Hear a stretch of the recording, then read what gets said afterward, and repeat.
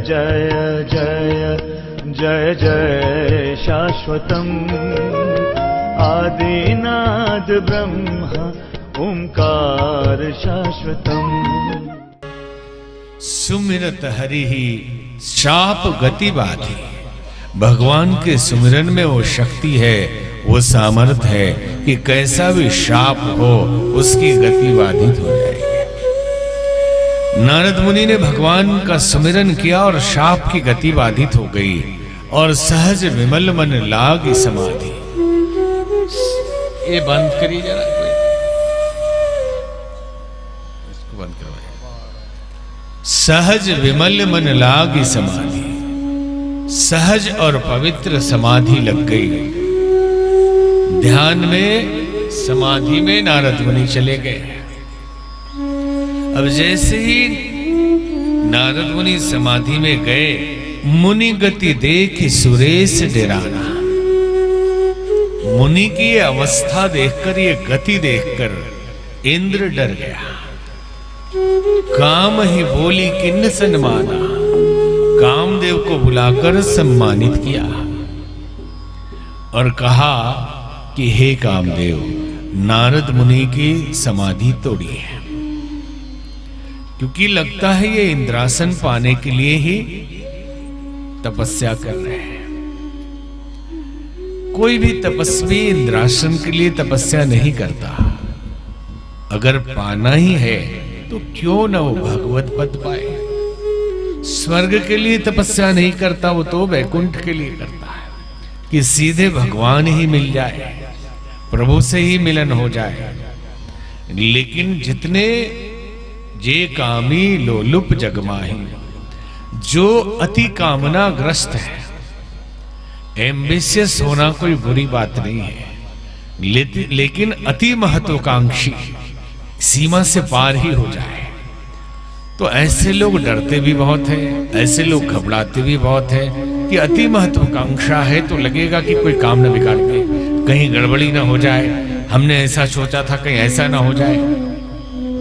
तो जो अति कामनाग्रस्त हैं, भिन्न भिन्न प्रकार की इच्छाएं आकांक्षाएं भर ली है, वो कौवे की तरह सबसे डरते रहते हैं। जैसे कौवा एक रोटी का टुकड़ा लेके उड़े तो दूसरे पक्षियों को देख के घबराता कहीं छीन न ले।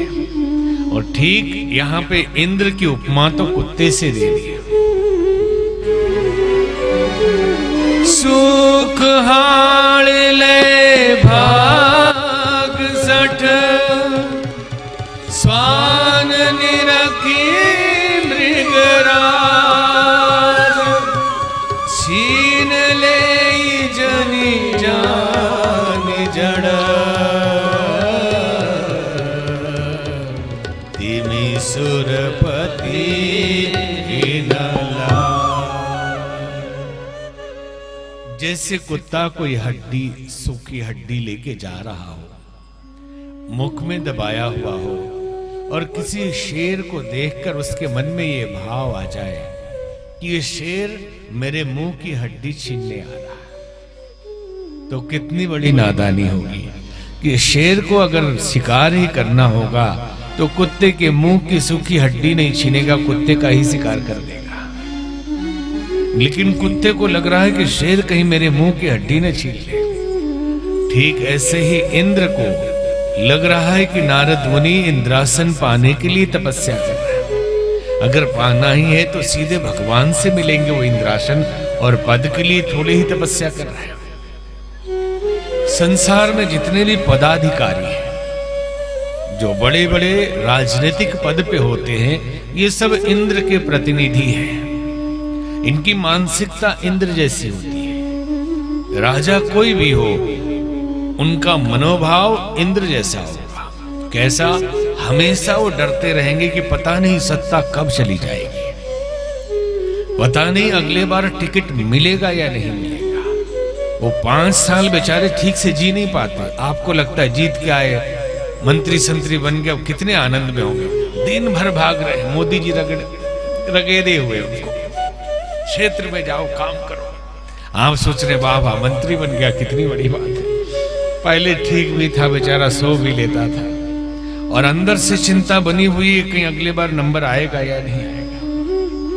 और सबसे बड़ी दिक्कत और ब्लॉक प्रमुख, ग्राम प्रधान, एमपी, एमएलए, मंत्री, ये जितने सब इंद्र हैं, इनकी मुसीबत ये होती है कि इनके क्षेत्र में, विधानसभा में, सांसदीय क्षेत्र में यदि कोई सेवा करने लगे, कोई एम्बुलेंस चलाने लगे, सफाई अभियान चलाने लगे, पार्टी से जुड़ा हुआ ना हो, और कोई दवाई बांटने लगे, तुरंत इनके आदमी खबर करेंगे कि वो तो बहुत सेवा कर रहा है, कहीं केंद्रीय नेतृत्व की नजर उस पर ना पड़ जाए कि इसका क्षेत्रफल तो बड़ा तैयार है, इसके पास आदमी है, कहीं टिकट ना उसको मिल जाए, सेवा बंद करवाइए।